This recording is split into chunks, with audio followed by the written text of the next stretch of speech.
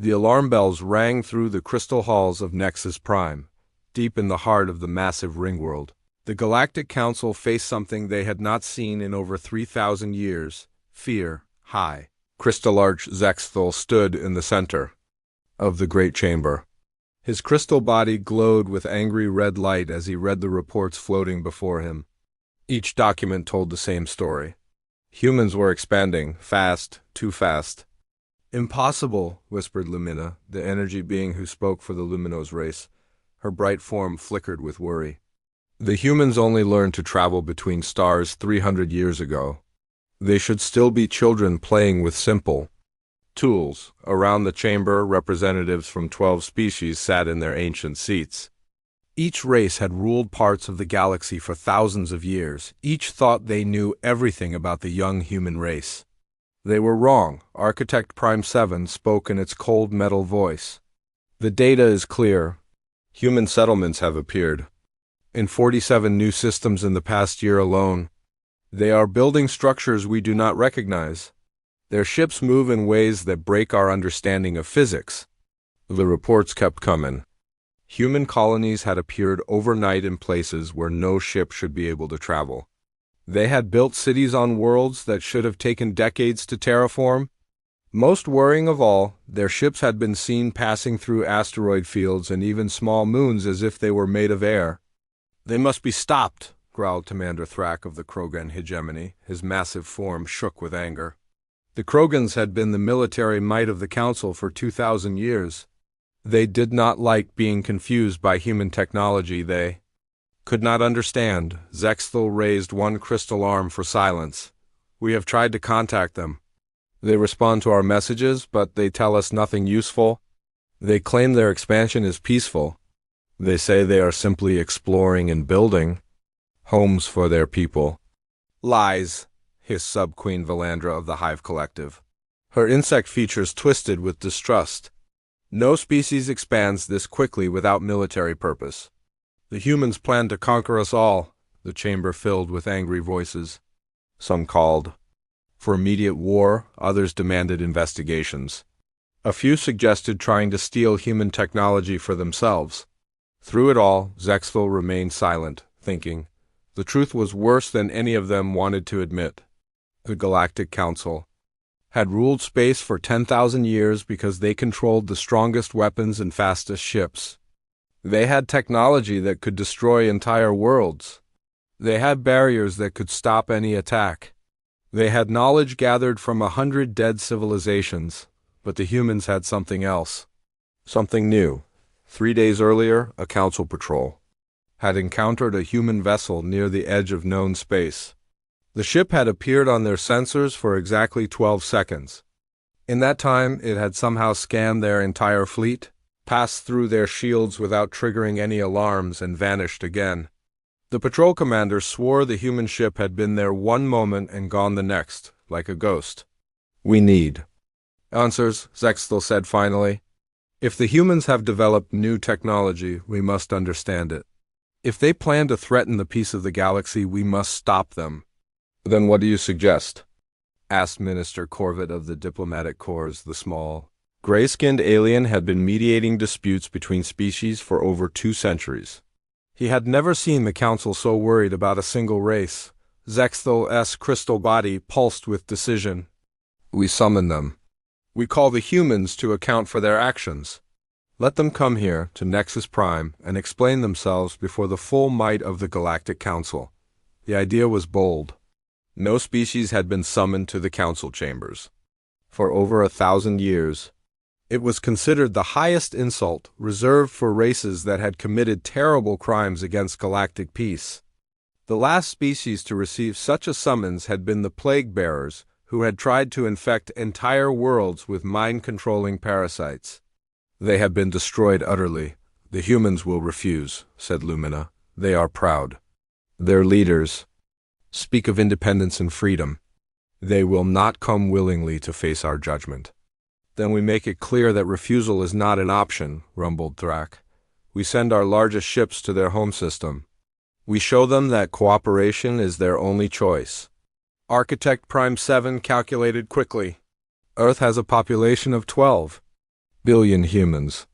Their system contains mining operations on 6 worlds and 3 major space stations. A show of force would demonstrate our superior numbers. Zexthel nodded. Prepare the summons. Make it formal. Tell the humans that the Galactic Council requires their immediate attendance to explain their recent activities. Tell them that failure to comply will result in ... consequences. The chamber grew quiet as each representative considered what those consequences might be. The Council had many ways to punish uncooperative species. Economic sanctions that could starve entire worlds.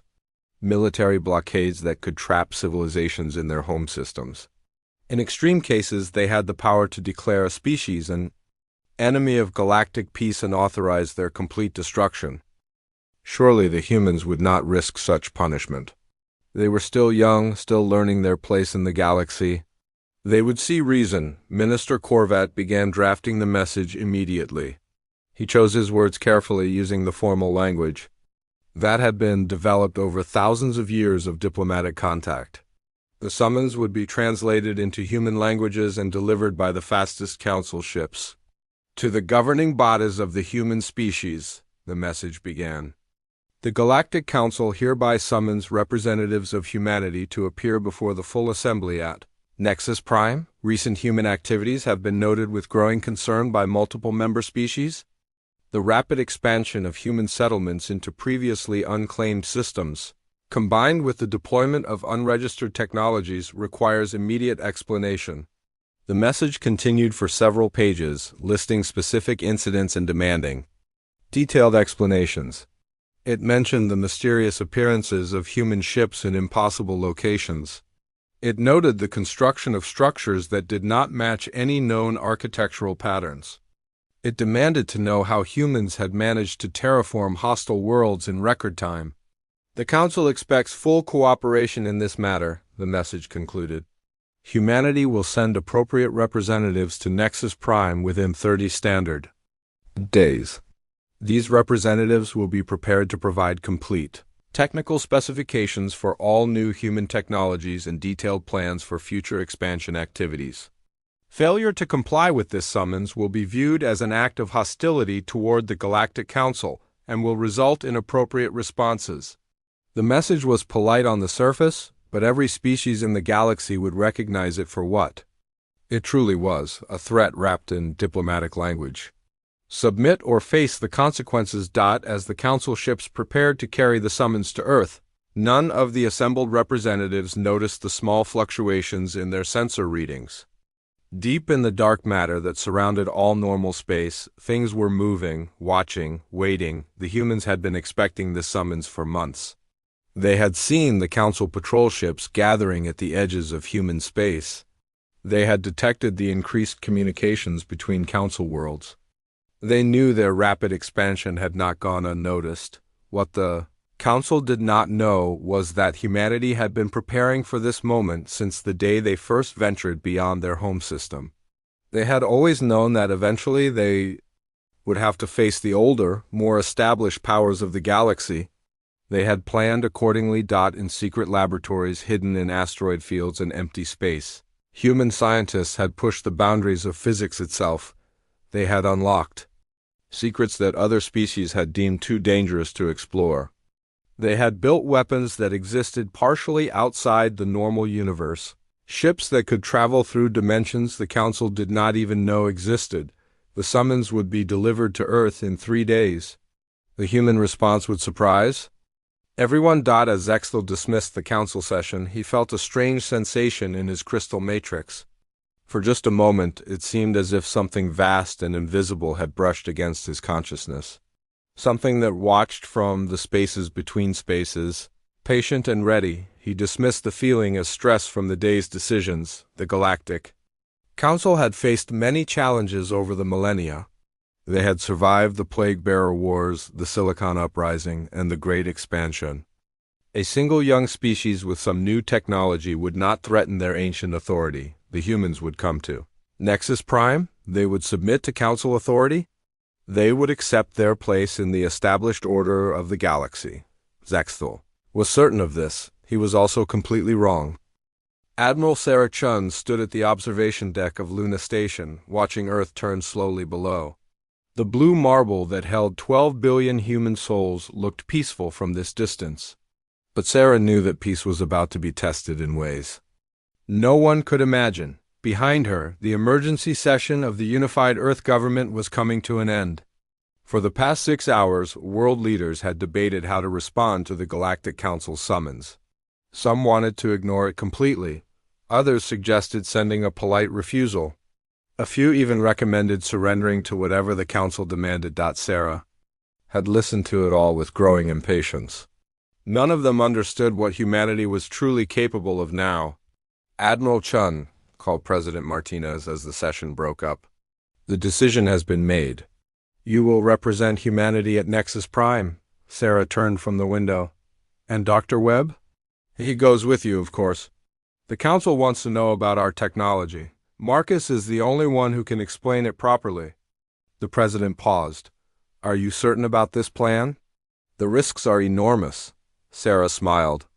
It was not a pleasant expression. "Mr. President, the Galactic Council thinks they're dealing with the same primitive humans who barely crawled out of their solar system 3 centuries ago. They're about to learn how wrong they are." Across the station, Dr. Marcus Webb was putting the finishing touches on the equipment they would need. The small, brilliant scientist had spent the last 5 years perfecting humanity's greatest secret. Now that secret would be revealed to the galaxy in the most dramatic way possible. Marcus had been working on dark matter manipulation since he was a graduate student 30 years ago. Back then, everyone said it was impossible. Dark matter made up most of the universe, but it barely interacted with normal matter at all. It was invisible, untouchable, and completely beyond human understanding. Everyone had been wrong. The breakthrough came when Marcus realized that humans were approaching the problem backwards. Every other species in the galaxy tried to force dark matter to behave like normal matter. They wanted to touch it, control it, make it solid and real. Humans did the opposite. Instead of forcing dark matter to come into normal space, they learned to send normal matter into dark matter space. They built ships that could exist in both dimensions at once. They created weapons that fired from dark space into normal space. They developed shields that could phase between realities faster than any enemy could track. The first test had been terrifying. The prototype ship HSS Phantom had simply vanished from all sensors for 3 hours. When it reappeared, the crew reported that they had traveled completely through a moon and back again. The moon had not noticed. That was 7 years ago. Since then, humanity had built an entire fleet of dark matter warships. They existed in the spaces between spaces, invisible to every known form of detection. They could appear anywhere in the galaxy without warning. They could strike targets that thought they were completely protected. They could phase through any barrier ever built. The Galactic Council had no idea these ships existed. "The Prometheus is ready for departure," reported Captain Ellis as Sarah and Marcus boarded the diplomatic vessel. The ship looked exactly like what it was supposed to be, a standard human diplomatic transport. Nothing about its sleek white hull suggested it carried the 2 people who were about to change galactic history forever, but looks were deceiving. Hidden in the Prometheus were sensors and communication devices that no other species would recognize. The ship could coordinate with the dark matter fleet in ways the Council could never detect. Every move, every conversation, every decision made aboard the Prometheus would be instantly shared with the invisible armada surrounding them. "How many ships do we have in position?" Sarah asked as they settled into the command center. 47 dark matter vessels are currently deployed throughout Council space, Ellis replied. "The Revenant is maintaining position just outside Nexus Prime. She's been there for 3 weeks, completely undetected." Marcus nodded with satisfaction. The HSS Revenant was humanity's flagship, a massive vessel that existed primarily in dark matter space. She carried enough exotic matter weapons to level entire continents. More importantly, she carried the proof that humanity had transcended the normal rules of physics. The journey to Nexus Prime would take 12 days using conventional faster-than-light travel. The Council had specifically requested that humanity arrive using normal space lanes, probably so they could track and monitor the human ship every step of the way. Sarah was happy to comply. Let them watch the Prometheus. Let them think they knew exactly where humanity's representatives were at all times. They had no idea about the invisible escort surrounding them. As the Prometheus departed Earth's solar system, Sarah reviewed everything they knew about the Galactic Council. The ancient alliance of 12 species had ruled known space for 10,000 years. They had the largest military forces, the most advanced conventional technology, and the accumulated knowledge of 100 conquered civilizations. But they also had weaknesses. They were proud. They were set in their ways. They believed their technology was the best possible because it was the oldest and most refined. They could not imagine that a young species like humanity might discover something completely beyond their understanding. "Admiral," Marcus said quietly as they watched the stars stream past, "are you sure we're doing the right thing? Once we reveal what we can do, there's no going back." "The galaxy will never be the same," Sarah considered the question carefully. She had been asking herself the same thing for months. The power to phase between dimensions was incredible, but it was also terrifying. In the wrong hands, dark matter technology could destroy entire civilizations. It could tear apart the fabric of space itself, but humanity had not asked for this. Confrontation. The Council had summoned them, demanded answers, threatened consequences. They wanted to treat humans like children who needed adult supervision. They wanted to inspect human technology and control human expansion. That was unacceptable. "Marcus, our species spent 300 years being the newcomers. We followed Council laws, accepted Council trade agreements, and stayed in the systems they said we could have. We played by their rules even when those rules were unfair." Sarah gestured toward the view screen showing the vast emptiness of space.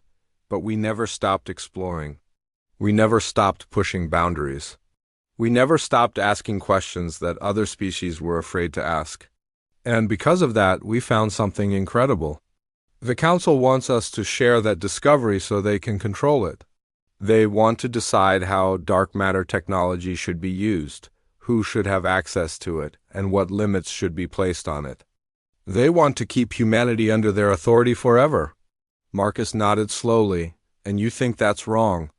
"I think it's impossible," Sarah replied. "You can't control knowledge once it exists. You can't put limits on discovery." The Council built their power on being the most advanced species in the galaxy, but advancement doesn't stop just because you want it to. Over the next 12 days, the Prometheus made its way steadily toward Nexus Prime. Council patrol ships intercepted them twice, conducting what they called routine inspections. Sarah allowed the aliens aboard with perfect politeness. Let them scan everything they wanted. Let them confirm that the Prometheus carried only standard human technology. The Council inspectors found exactly what they expected to find. A diplomatic vessel with normal engines, standard shields, and conventional weapons. They detected no signs of the revolutionary technology that had allowed humanity to expand so rapidly. They left satisfied that they understood exactly what they were dealing with. They were completely wrong, hidden in dimensions they could not perceive. 47 dark matter warships continued their silent escort. Each ship was a miracle of human engineering, existing partially outside normal space-time. Their crews watched the Council inspections with amusement. The alien technology was impressive by conventional standards, but it might as well have been stone tools compared to what humanity had achieved. "The Council has no idea what's coming," observed Commander Torres from the bridge of the HSS Phantom. Her ship had been shadowing a Council battlecruiser for 3 days, completely undetected. She could have destroyed the massive vessel at any time simply by phasing her weapons into normal space inside their shields, but destruction was not the goal. Not yet. Humanity wanted understanding, not war. They wanted respect, not conquest. The dark matter fleet was insurance, not aggression. On the 10th day of the journey, Marcus received a coded transmission from Earth. The message was brief but important. Project Revelation approved. Full authority granted. Show them everything. Sarah read the message and felt a cold satisfaction settle in her chest. The leaders of humanity had made their choice. No more hiding. No more pretending to be the junior species in galactic affairs. It was time for the galaxy to learn what humans had become. Marcus, prepare the demonstration package. Full technical specifications, complete theoretical framework, and live examples of dark matter manipulation. You want to show them everything? Marcus asked in surprise. Everything, Sarah confirmed. They want to inspect our technology? Fine. They can inspect technology that will rewrite every physics textbook in the galaxy. They want to understand how we expanded so quickly? We'll show them ships that can travel through dimensions they don't even know exist. The Prometheus was still 2 days away from Nexus Prime when the Council sent another message. This one was different from the formal summons. It was shorter, more direct, and carried undertones of real concern. To Admiral Chun and Dr. Webb, the message began. The Galactic Council has received reports of unusual sensor readings in several systems along your route. These readings do not correspond to any known technology or natural phenomenon. Please, explain the nature of these anomalies immediately. Sarah read the message twice before laughing out loud. The Council's sensors were finally detecting traces of the dark matter fleet. Not the ships themselves, that was still impossible with their technology, but the tiny ripples in spacetime that 47 vessels created when they moved between dimensions. They're starting to worry, Marcus observed. Good, Sarah replied. Let them worry. In 2 days, they'll have much bigger concerns. She composed a reply that was perfectly honest and completely unhelpful. The anomalies you have detected are side effects of human exploration activities. Full details will be provided during our scheduled appearance before the Council. It was the truth. The dark matter fleet was indeed engaged in exploration. They were exploring what happened when you brought weapons from dark space into a Council stronghold. But the Council would not understand that until it was too late to matter. As Nexus Prime appeared on their sensors, Sarah felt the weight of history settling on her shoulders. In a few hours, she would walk into the most secure location in the galaxy and tell the 12 most powerful species in known space that their authority was obsolete. They would not take it well, but they would have no choice but to accept it. Because invisible all around them, humanity's dark matter fleet was already in position. The galaxy was about to change forever. The Council Chamber of Nexus Prime was the most impressive structure in known space. Built over 10,000 years ago from a single massive crystal formation. It rose from the surface of the ring world like a mountain made of light. Inside, the great amphitheater could hold representatives from every species in the galaxy. Today, it was fuller than it had been in centuries. Admiral Sarah Chun and Dr. Marcus Webb walked through the main entrance, their footsteps echoing in the vast space. Above them, the crystal ceiling stretched up for nearly a kilometer, its surface alive with shifting patterns of color that responded to the emotional states of everyone present. Right now, those patterns showed mostly red and orange: anger, suspicion, and fear. Impressive, Marcus whispered as they took their assigned seats in the center of the chamber. But I noticed they put us right in the middle of everything. Makes us easy targets if this goes badly. Sarah smiled grimly. They have no idea how badly this could go for them. Around the circular chamber, representatives from 12 species occupied raised platforms that looked down on the human delegation. Each platform was designed to accommodate different alien anatomies, from the crystalline forms of the Veltar to the energy beings of the Luminose race. The highest platform sat High Crystallarch Zexthal, his crystal body pulsing with authority. To his right, Lumina floated as a ball of controlled plasma. To his left, Architect Prime 7 stood motionless in its mechanical shell. Around the circle, the other council members watched the humans with expressions ranging from curiosity to outright hostility. The chamber filled slowly as observers arrived. This was not just a formal hearing, it was the most significant diplomatic event in generations. Representatives from dozens of minor species had come to watch. Military officials from every major fleet wanted to see how the upstart humans would handle council authority. Scientists and diplomats filled the upper galleries, eager to witness history being made. None of them suspected they were about to see the end of an era. The council recognizes the human delegation, Zexthal announced, his voice amplified throughout the chamber. Admiral Sarah Chun and Dr. Marcus Webb, you have been summoned to explain the recent actions of your species. The council has grave concerns about human expansion and technology development. Sarah stood slowly, taking her time to look around the chamber. 47 invisible warships surrounded this structure, each one capable of phasing weapons directly through the legendary shields that protected Nexus Prime. Every person in this chamber was completely at humanity's mercy, and none of them knew it. High Crystal Arch, Sarah said formally. Humanity thanks the Council for this opportunity to address your concerns. Murmurs rippled through the chamber. The humans were being polite, respectful even. Many of the observers had expected defiance or anger. This calm response was somehow more unsettling. Commander Thrak of the Krogan hegemony stood up on his platform. His massive form cast shadows across the chamber floor. Enough pleasantries. We want answers. How did your species terraform 6 worlds in less than 2 years? How are your ships appearing in systems where no vessel should be able to travel? What technology are you hiding from the galaxy? Other council members began speaking at once. Sub-Queen Vilandra accused humanity of violating expansion treaties. Minister Corvette demanded technical specifications for all human innovations. The Architect Collective requested detailed construction plans for human colonies. Through it all, Sarah remained standing calmly in the center of the chamber. She let the accusations wash over her, waiting for the right moment to respond. Beside her, Marcus was quietly scanning the chamber's defensive systems with equipment the Council would not recognize. Are you quite finished? Sarah asked when the voices finally died down. Zexthul's crystal form pulsed with irritation. You will answer the questions posed to you, human. This is not a negotiation. You're absolutely right, Sarah replied. This is not a negotiation. This is a demonstration. The word hung in the air like a physical presence. Around the chamber, the alien representative shifted uneasily.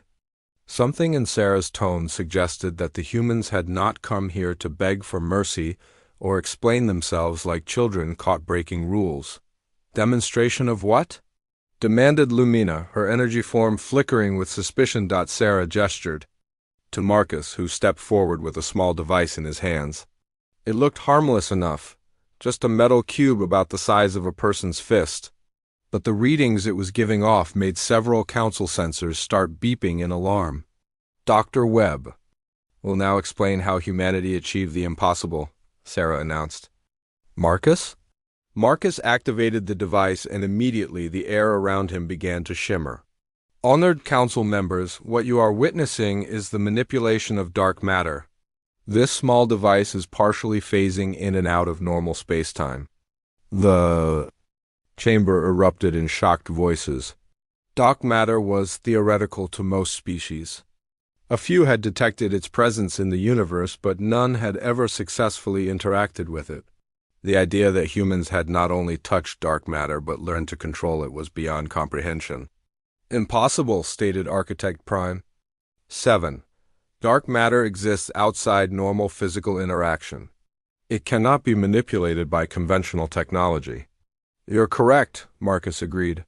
Conventional technology cannot touch dark matter. But humanity developed unconventional technology. He pressed another control on the device. Suddenly his entire arm became translucent like a ghost. Council members gasped as Marcus reached toward the chamber's central podium and passed his hand completely through the solid crystal structure. We learned to phase matter between dimensions, Marcus explained as his arm returned to normal. Objects in dark matter space can pass through normal matter as if it doesn't exist. They become invisible to conventional sensors. They can travel through barriers that should be impossible to cross. Sub-Queen Vilandra's insect features twisted with disbelief. You expect us to believe that humans have mastered dimensional manipulation? A technology that escaped our greatest scientists for thousands of years? I don't expect you to believe anything, Marcus replied calmly. I expect you to observe and learn. He pressed a third control. This time, the entire central area of the chamber began to fill with shimmering light. Slowly, a shape began to materialize in the air above the human delegation. It was massive, dark, and clearly artificial. The council members stared in growing horror as they realized what they were seeing. A section of Starship Hull was phasing into normal space directly inside their most secure chamber. The legendary shields of Nexus Prime, barriers that had protected the council for millennia, might as well have been made of paper. This is a small portion of the HSS Revenant, Sarah explained as alarms began sounding throughout the chamber. She has been positioned above this facility for 3 weeks. Your sensors never detected her because she exists primarily in dark matter space. Panic spread through the upper galleries as observers realized the implications. A human warship had been hiding inside the most protected location in the galaxy. The Council's entire security system had been meaningless. How many ships? Zexthal asked, his crystal form now pulsing with fear instead of anger. 47 dark matter vessels are currently deployed throughout Council space, Sarah replied. Matter-of-factly. They have been observing your activities and protecting human interests for several years now. The number hit the Council like a physical blow. 47 warships, each one capable of appearing anywhere without warning, each one able to strike through any defense. The military balance they had assumed was completely false. Commander Thrak was the first to recover from the shock. This is an act of war? You have brought weapons into our territory without permission. We brought explorers and scientists, Sarah corrected. The fact that our ships can serve as weapons is secondary to their primary mission of expanding human knowledge and ensuring our security. Security from what? Demanded Minister Corvette. The Council has never threatened humanity. Sarah's expression hardened. The Council summoned us here like criminals. You demanded we explain ourselves as if we were children who had misbehaved. You threatened consequences if we did not comply with your authority. What exactly did you think we would do? The chamber fell silent as the reality of the situation became clear. The Council had expected to intimidate humanity into submission. Instead, they had provoked a demonstration of power that made their own military forces look primitive. This changes everything, whispered Lumina. Yes, it does, Sarah agreed. For 10,000 years, the Council has maintained peace through superior technology and military strength. You controlled space because you had the best ships and the strongest weapons? That era is now over?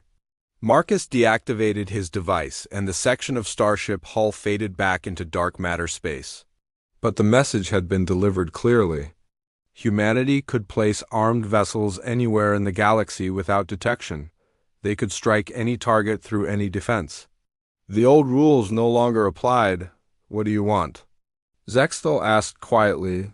It was the question Sarah had been waiting for. We want recognition that humanity is no longer a junior member of galactic civilization.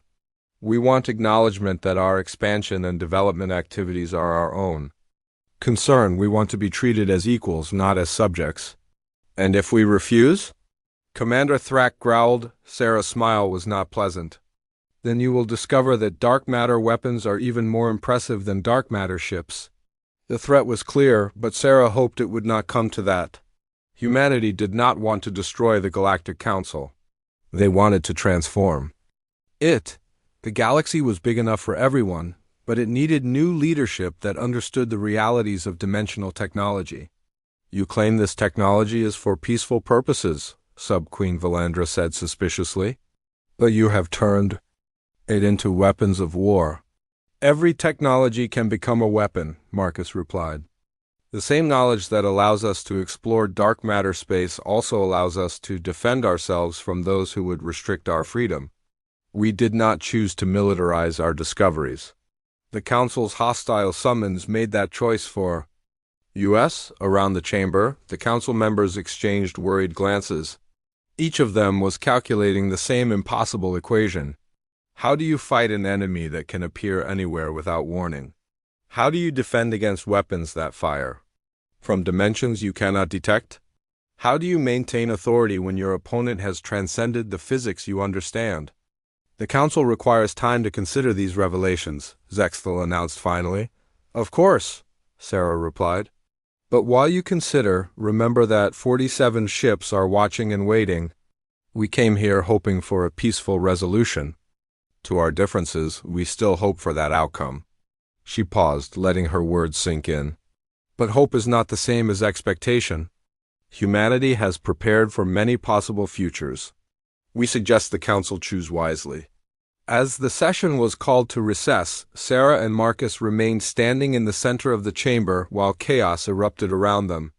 Representatives shouted questions, demanded explanations, and argued among themselves about what humanity's revelations meant for the future of galactic civilization. Above them all, invisible but present, the HSS Revenant maintained its position.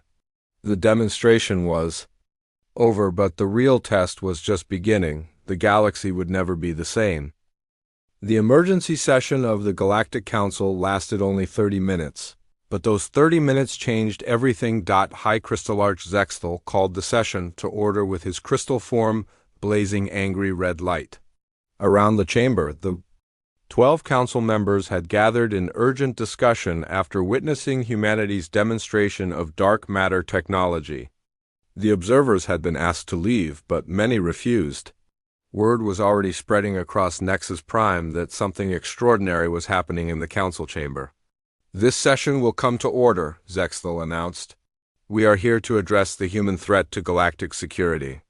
Admiral Sarah Chun remained standing in the center of the chamber, her expression calm despite the hostile atmosphere around her. Dr. Marcus Webb had returned to his seat, but kept one hand on his dimensional device. Both humans knew they were moments away from either triumph or disaster. There is no threat, Sarah said clearly. There is only change. The galaxy has evolved beyond the Council's ability to control it through old methods. Commander Thrax slammed his massive fist on his platform. You bring invisible warships into our territory and call it evolution? You threaten the peace that has lasted for thousands of years. The peace you speak of was built on fear, Sarah replied. Fear of Council retaliation. Fear of economic sanctions. Fear of military conquest. Is that really the foundation you want for galactic civilization? Sub-Queen Valandra's insect features twitched with rage. How dare you question our authority? The Council has brought stability to 1,000 worlds. We have prevented wars, mediated disputes, and protected the innocent from aggressors like yourselves. And we respect those achievements, Marcus said, standing up beside Sarah. But the methods that worked for the past 10,000 years will not work for the next 10,000. The universe is bigger than any one species or alliance can control. Architect, Prime 7 spoke in its cold mechanical voice. You claim peaceful intentions, yet you surround us with weapons we cannot detect or defend against.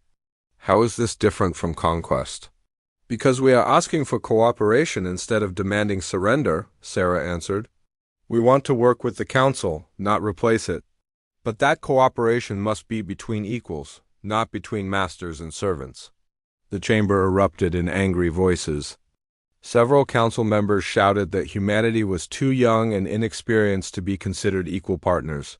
Others demanded that the dark matter technology be shared with all species or destroyed completely. A few called for immediate military action against human territories. Through it all, Zexthel remained silent, his crystal form shifting through different colors as he processed the impossible situation. He had ruled the Council for over 2,000 years. He had seen species rise and fall, watched civilizations bloom and fade. But he had never faced anything like this. Activate the defensive shields, Minister Corvette said suddenly. If the humans want to threaten us, let them try to penetrate the most powerful barriers ever built. Alarms sounded throughout the chamber as the legendary shields of Nexus Prime came online. Layer after layer of energy barriers surrounded the Council. Complex, each one capable of stopping planet-killing weapons. The shields had never been breached in the entire history of the Council. They represented the ultimate expression of defensive technology. Sarah watched the shield activation with mild interest. Minister Corvette, are you planning to keep us trapped in here, or are you hoping to keep our ships out? Both, Corvette replied grimly. Your ships may be invisible, but they cannot pass through our shields while remaining undetected. Either they stay hidden and powerless, or they reveal themselves and face our defenses. An interesting theory, Sarah said. She raised her hand slightly, making a subtle gesture that looked like she was simply adjusting her uniform. What happened? Nex defied everything the Council thought they knew about physics. The air in the center of the chamber began to shimmer and bend. Reality itself seemed to twist as something massive forced its way from dark matter space into normal space. But this time, it was not just a small section of hull. This time, it was an entire starship. The HSS Revenant materialized inside the Council chamber like a ghost becoming solid. The ship was enormous, over a kilometer long, and it appeared directly above the assembled Council members. Its dark hull absorbed all light, making it look like a piece of empty space cut into the shape of a vessel. Panic erupted throughout the chamber. Council security forces rushed toward the humans, but their weapons passed harmlessly through Sarah and Marcus as both activated personal phasing devices. Emergency broadcasts filled the air as Nexus Prime's military scrambled to respond to an attack that should have been impossible. Your shields are impressive, Sarah said, her voice somehow carrying clearly over the chaos. Unfortunately, they only work in normal space. Dark matter ships exist partially outside your dimension. We can phase through your barriers the same way we phase through solid matter. The Revenant hung motionless above the chamber, its weapon ports clearly visible along its hull. Every Council member could see the exotic matter cannons that could tear apart entire continents. Every observer understood that humanity could have destroyed them all at any moment, but the weapons remained silent. This is your demonstration of peaceful intentions? Zexthel demanded, his crystal form now blazing with terror and rage. This is our demonstration of capability, Sarah corrected. If we wanted you dead, you would already be dead. If we wanted to conquer the Council, we would have done it years ago when we first deployed our fleet. Commander Thrak was shouting orders into his communicator, trying to coordinate a military response. All Council fleets converge on Nexus Prime. Code Emergency Alpha, the station is under attack. Commander, Sarah said patiently, your fleets cannot help you here. Would you like to know why? She made another gesture, and suddenly the chamber's main display screen activated. It showed a tactical view of the space around Nexus Prime, with dozens of Council warships rushing toward the Ringworld. But scattered among them were new contacts, dark matter signatures that had not been there moments before. 46 additional ships just became partially visible to your sensors, Sarah explained. Each one is positioned next to one of your approaching vessels. Each one could destroy your ship before your crews even knew they were under attack. The display showed the impossible truth. Humanity's invisible fleet had surrounded the entire Council military response. Every ship racing to defend Nexus Prime had a dark matter warship shadowing it, ready to strike. You have been outmaneuvered. Completely, Marcus added. Your military doctrine is based on controlling space through superior firepower and defensive positions. But that only works when you can see your enemies coming. Architect Prime 7 calculated rapidly. The energy requirements for maintaining 47 ships in dimensional phase would be enormous. Your civilization should not possess such resources. You underestimate human efficiency, Sarah replied. When necessity drives innovation, we find ways to do the impossible. Dark matter is the most abundant substance in the universe. We simply learned to harvest what was already there. The implications hit the Council like physical blows. Not only had humanity developed dimensional technology, they had done it on a scale that suggested vast industrial capability. The rapid expansion of human colonies suddenly made sense. If they could build ships that existed partially outside normal space, they could also build factories, mining operations, and entire cities that remained hidden from Council observation. How long? Lumina asked, her energy form flickering with defeat. "How long have you been watching us?" "Our first dark matter probe reached Council space 8 years ago," Sarah admitted. "We have been observing your activities, learning your capabilities, and preparing for this moment ever since. We know the locations of your military bases, the strength of your fleets, and the weaknesses in your defenses." "This is espionage on an unprecedented scale," Sub-Queen Valandra hissed. "This is survival," Sarah countered. "We knew that eventually the Council would notice our expansion and demand explanations. We prepared accordingly. The only question was whether this meeting would end in cooperation or conflict." Zexel's crystal form had faded to a dull gray color. "What you are describing is the complete obsolescence of conventional military power. If any species can develop this technology, wars will become impossible to fight or predict. Only if you continue thinking in terms of conventional warfare," Marcus said. "Dark matter technology opens up possibilities beyond simple military applications. We could share this knowledge with the galaxy. We could work together to explore dimensions that none of us fully understand yet." "And why would you do that?" Minister Korvat asked suspiciously. "You have achieved ultimate military superiority. Why offer to give it away?" Sarah smiled for the first time since entering the chamber. "Because ultimate military superiority is meaningless if you are the only one who has it. We did not develop this technology to conquer the galaxy.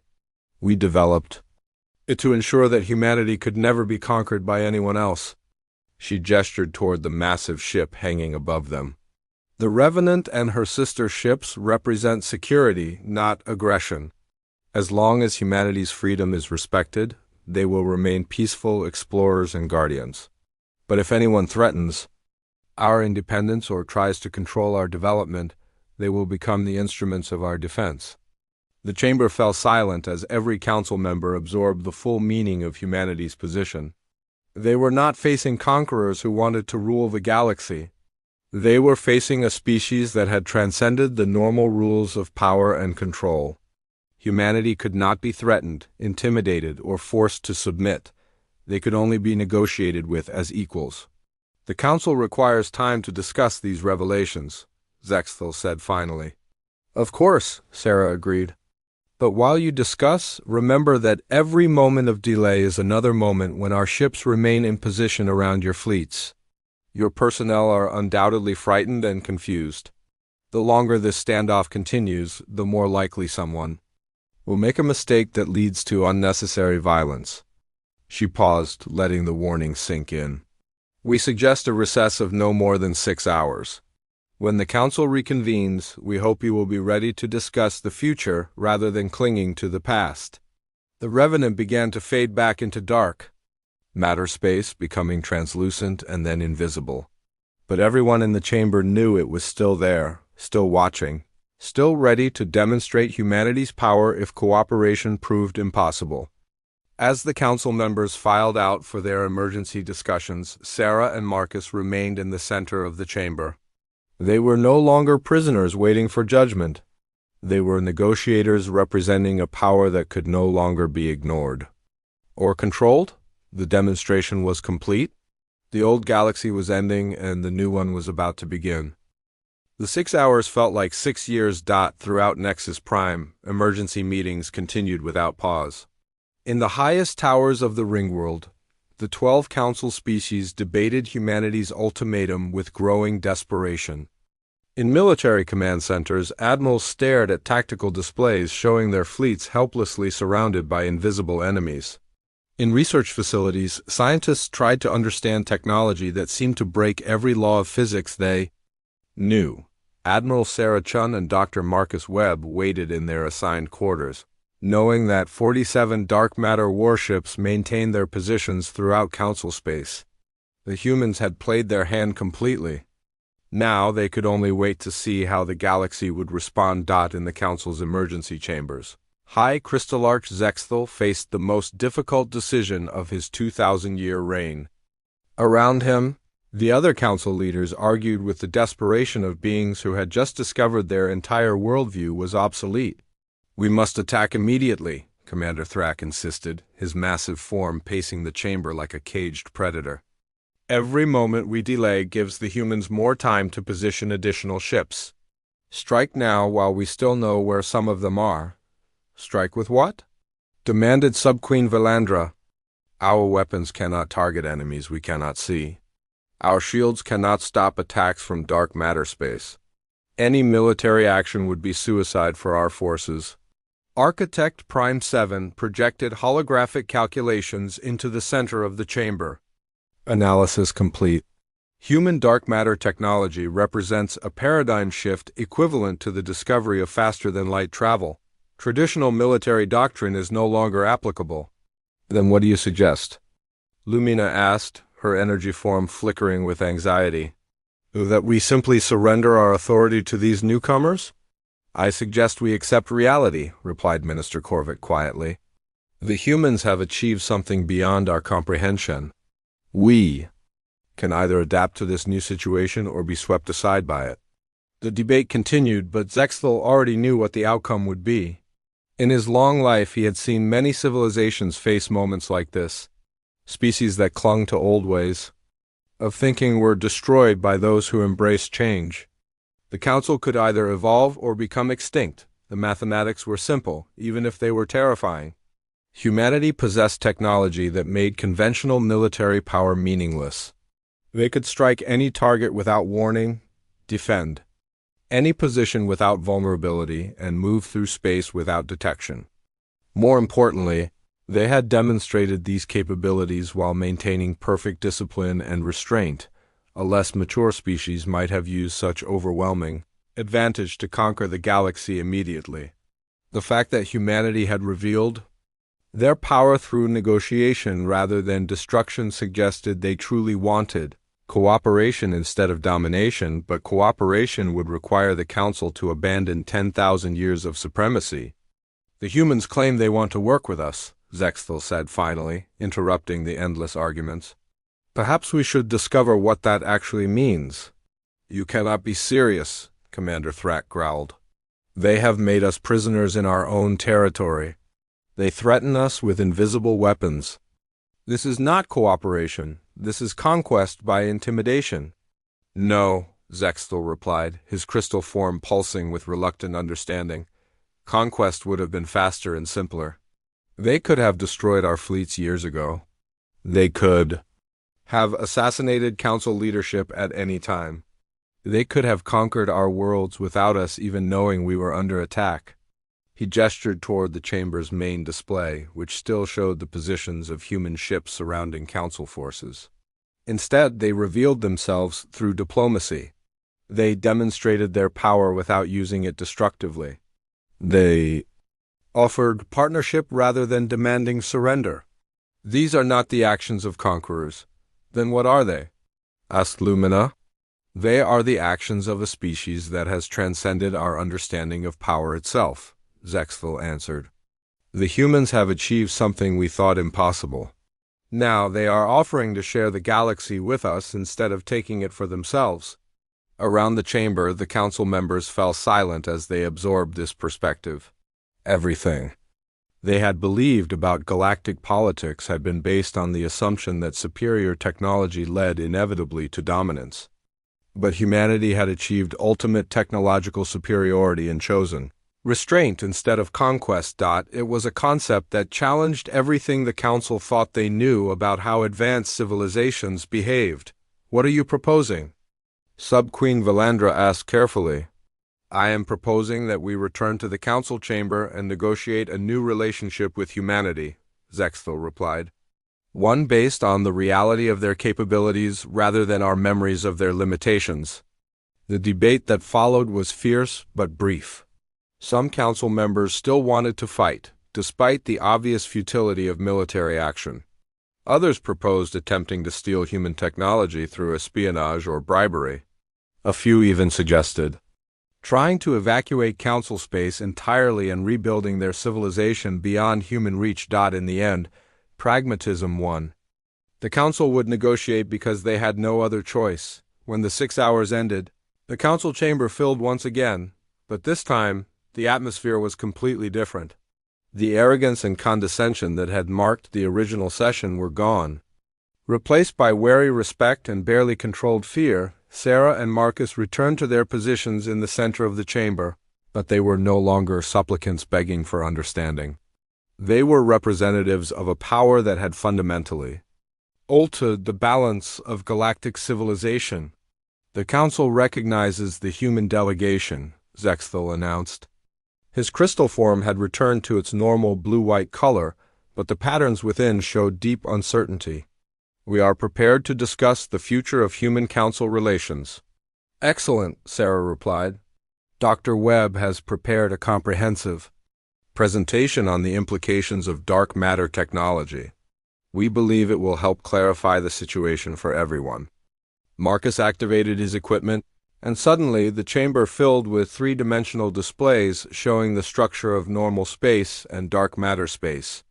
The visualizations were beautiful and terrifying, revealing dimensions of reality that no other species had ever imagined. Dark matter makes up approximately 85% of all matter in the universe, Marcus began. For billions of years, it has been invisible and intangible to conventional physics. But it has always been there, surrounding us, interpenetrating normal space in ways we are only beginning to understand. The displays showed how human ships could exist in both dimensions simultaneously, phasing between realities as needed. They demonstrated how dark matter weapons could strike targets from directions that did not exist in normal space. They revealed manufacturing facilities that existed partially outside normal physics, explaining how humanity had built such a massive fleet without detection. This technology represents more than military advancement, Marcus continued. It opens up entirely new possibilities for exploration, resource extraction, and even colonization. There are entire regions of dark matter space that could support civilizations larger than anything we have built in normal space. Council members leaned forward, suddenly understanding that humanity was not just offering military partnership. They were offering access to an entirely new frontier of existence.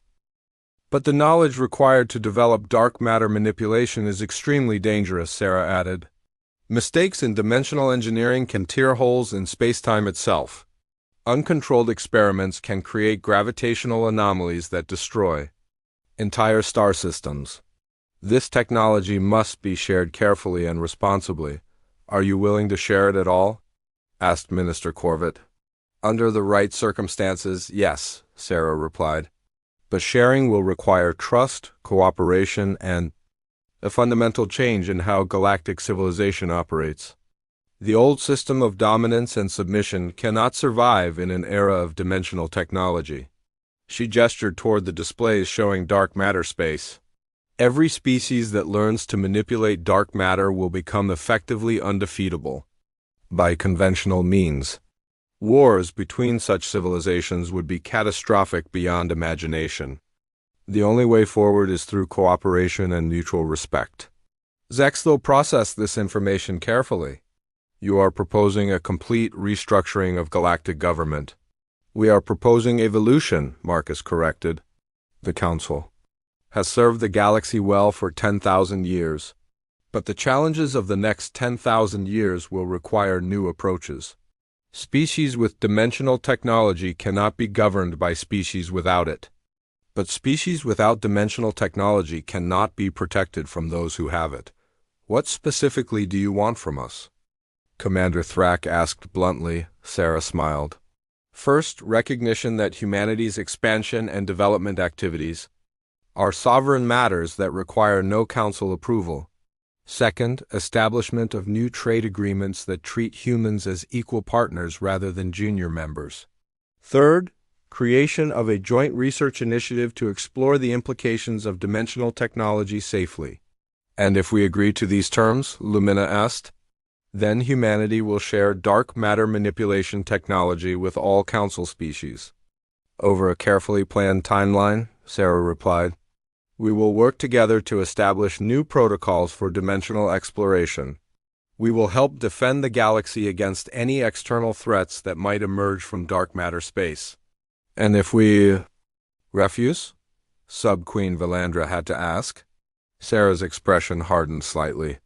Then humanity will pursue its own path independently. We will continue to expand and develop as we see fit. We will protect our interests using whatever means necessary. And the galaxy will slowly divide into those who understand the new reality and those who do not. The threat was clear but not cruel. Humanity would not conquer the Council, but they would also not be constrained by Council authority. The old system would simply become irrelevant as human technology opened up possibilities beyond Council reach. The Council requires time to consider these proposals, Zexthel said. Of course, Sarah agreed. But this time, we suggest the discussion focus on implementation rather than resistance. The age of human subservience is over. The question now is whether the age of cooperation will begin. As the session ended, representatives from across the galaxy filed out of the chamber in thoughtful silence. Everything had changed. The species that had ruled space for millennia now faced a choice between evolution and extinction. But in the quiet conversations that followed, a consensus began to emerge. Humanity had demonstrated both incredible power and remarkable restraint. They had offered partnership instead of demanding submission. They had revealed technology that could benefit everyone instead of hoarding it for themselves. Most importantly, they had shown that advanced civilizations could choose cooperation over conquest. 3 days later, the Galactic Council announced its decision. New agreements would be negotiated with humanity as equal partners. Joint research initiatives would be established to explore dimensional technology safely. Trade relationships would be restructured to reflect the new balance of power. The age of human ascendancy had begun, but it would be an age of cooperation rather than domination. The galaxy had avoided war by choosing wisdom over pride. And in the dark spaces between dimensions, 47 human warships quietly withdrew to their home systems, their mission complete. They had changed the galaxy forever without firing a single shot. The future belonged to those brave enough to reach into the unknown and patient enough to share what they found there. Humanity had proven they possessed both qualities. Now the rest of the galaxy would learn to follow their example. The stars themselves seemed brighter in the new age that was beginning.